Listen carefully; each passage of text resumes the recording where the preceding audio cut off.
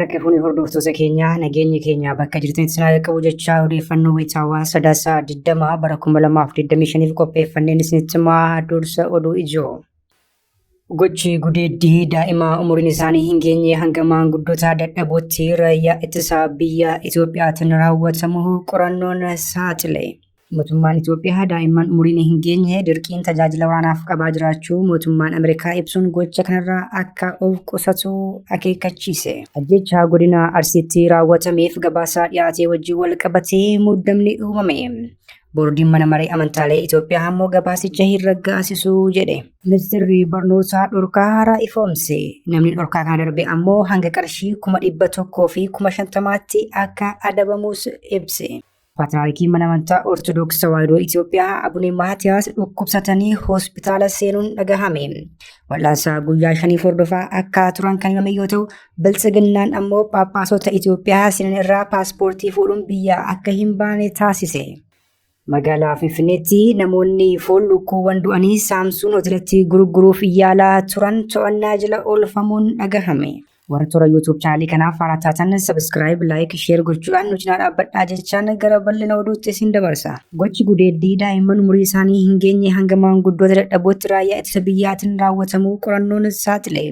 Dhaabbanni oduu beekamaan qorannoo kana geggeessee fi ifoomse BBC yoo ta'u, seenichi ammoo hammam qaamni hidhatee maqaa nageenya uummataan bobba'e kun gocha bineensummaa shamarranii fi dubartoota irratti akka raawwachaa jiru ifatti kan saaxiledha jedhame.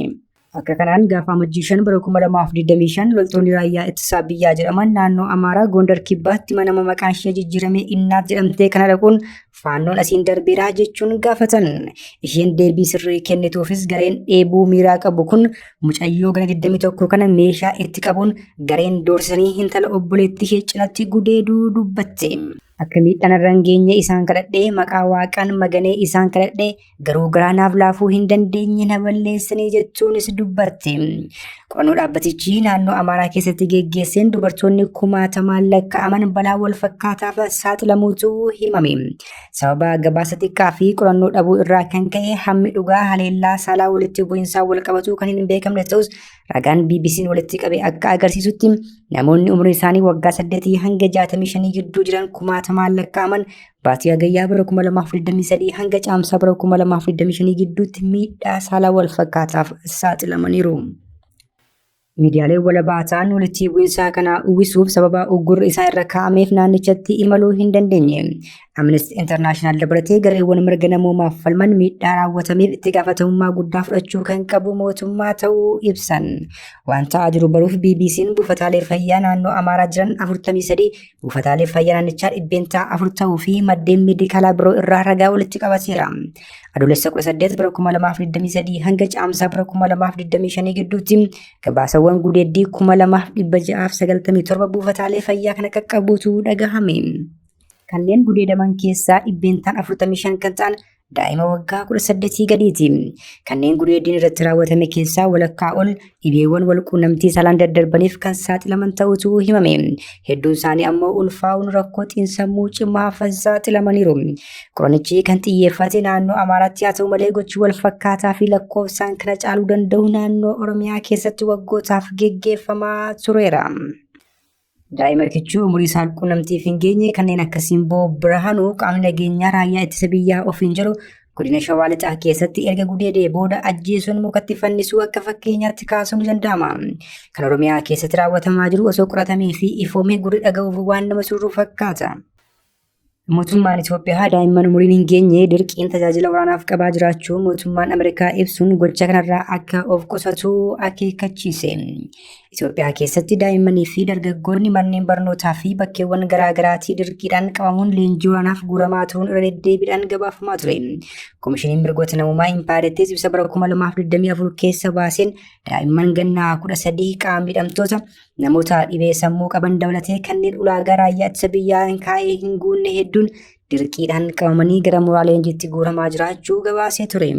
Amma ammoo mootummaan Ameerikaa ibsa baaseen daa'imman leenjii loltummaaf qabuun akka dhaabbatu mootummaas ta'ee qaamoleen hidhatan biroon daa'imman isaan bira jiran akka gadhiisan gaafateera. Gabaasni bahee kun dhimma daddabarsa namaa fi daa'imman dirqisiisuun waraanaaf fayyadamuu irratti kan xiyyeeffate yommuu ta'u, qondaalota mootummaa dabalatee kanneen daddabarsa namaa fi daa'immanii kanatti hirmaatan seeraan gaafatamuun adabbii barbaachisaa ta'e akka argatanis kallattii kaa'eera.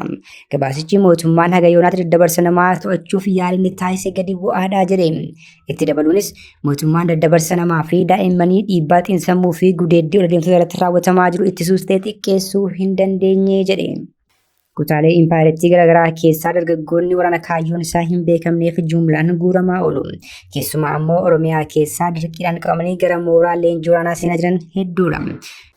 Daa'imman baratanii borofii fi biyya isaaniif ta'an amma umurii kichummaatti hirbaata rasaasaa ta'uuf dirqiin qabamaa jiru. Ajjechaa godina Arsiitti raawwatamee fi gabaasaa dhiyaate wajjin wal qabatee muddamni uumame. Boordiin mana maree amantaalee Itoophiyaa ammoo gabaasicha hin raggaasisu jedhe. Araarsaa Mardaasaa ibsaatii banaa manni maree amantaalee Itoophiyaa baase jijjiirsisuu akkasumas koreen waan kana qulqulleessitu jedhamuun kan filatamanis gara bakka sanaatti akka hin imaliin hafuu manni maree amantaalee Oromiyaa ammoo dhimma kana keessaa harka hin galfadhu jechuun of qoqqobuu gabaafnee turre. Muummichi ministeeraa mucaa biyya kooti kan ittiin jedhanii fi eegumsi addaa kan taasifamuuf Ivaanjelikaal Taagaayii Taaddalee ibsa mana maree amantaalee Itoophiyaatiif banaa akka jijjiirsan dirqisiisuun komii guddaa kaaseera. Ajjechaa jumlaan haalee godina Arsii garaagaraa keessatti raawwatame kana qaama mootummaa ta'uu utuu beekanii waraana bilisummaa Oromoo fi faannootu raawwate jechuun ibsaa kan baasan koreen kun waan kana qorachaa akka turan himaniiru. Waraanni bilisummaa Oromoo dhimma kanatti ibsa baaseen ajjechaawwan suukkanneessaa akkasii godina Jimmaa, Harargee fi Arsii keessatti deddeebiidhaan yaalaa kan turee fi kan raawwate qaama mootummaa ofiin jedhu akka ta'e ibsee ture. Hogganoota faannoo keessaa tokko kan ta'e Asirras Maaree yaada miidiyaaleef kenneen ajjechaa suukkanneessaa akka sanaa raawwachuu qaamni danda'u bilxiginnaan ala impaayiriitti keessa hin jiru jechuun ajjechicha kan raawwate bilxiginnaa ta'uu ifoomsee ture. Koreen dhimma kana qulqulleessuuf ergame haanaa silkaa qofatti miidhamtoota kaadiroonni filaniif qofa dubbisuun akka mirkaneessetti ajjechaa kana qaama mootummaatu raawwate. Haa ta'u malee mootummaan gabaasni shanee fi faannootu raawwate jedhamee akka miidiyaaf dhiyaatu taasise. Mormii gabaasa kana mudatee hordofees koree haaraan hundaa'uun dhimmichi akka irra deebiidhaan qoratamuu qabutu himame. Araarsaa Mardaasaa ammoo dheekkamaa jira jedhame. Ajjechaa sana booda kan jiru duuchaadhumatti shanee fi faannoodha jechuun ala ibsaa fi gabaasni kan biraan hin barbaachisu jechuun dheekkame. Biiroon tikaa fi odeeffannoo biyyoolessaa ammoo koree haaraa hundaa'e kanaaf kallattii akka kaa'utu himame. Hoogganaan biiroo bulchiinsaa fi nageenyaa Oromiyaa Araarsaa Mardaasaa ministeera nagaa Muhammad Idriis wajjin gara biiroo keenyaa dhufuun haleellaa kana kan raawwate shanee qofaa osoo hin taane faannoonis keessa jira jedhaatii itti dabalaa jechuun ajajuu fi haleellaa kana akka waan mootummaan raawwateetti nutti duulamaa jira jechuun Paappaasii kutaa lallabaa Arsii kan ta'an Abuna Yaareed aangoorraa kaasuuf sochii eegaluu gabaasni turre. Ministeerri barnootaa dhorkaa haaraa kaa'uun ifoome.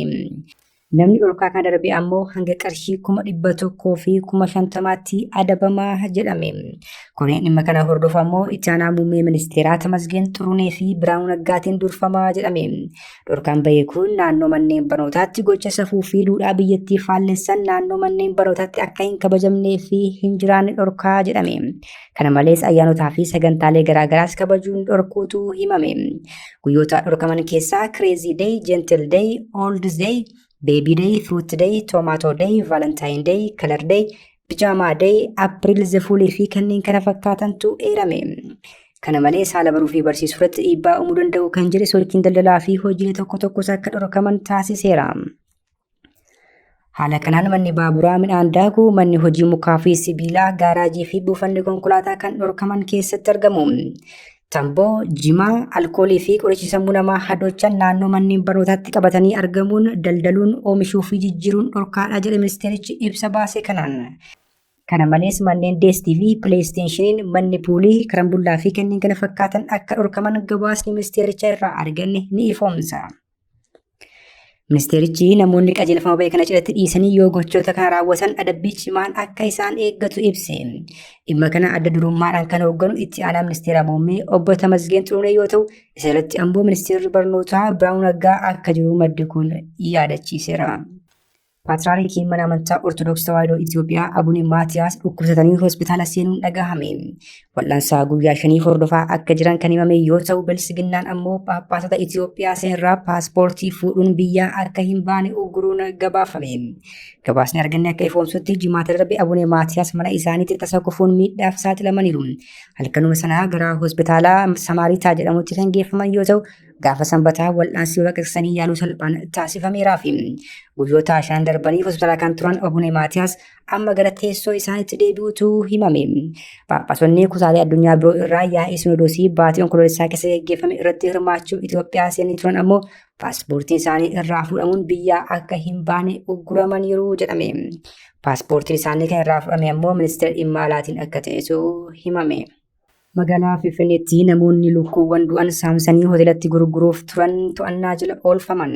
Namoonni lukkuuwwan du'an foon isaanii qaluun saamsanii hoteela garaagaraa fi dunkaanawwaniif raabsuuf turan naannoo gabaa Shoolaatti to'annaa jala oolfamuu abbaan taayitaa kabachiisa dambii magaalaa Finfinnee beeksise.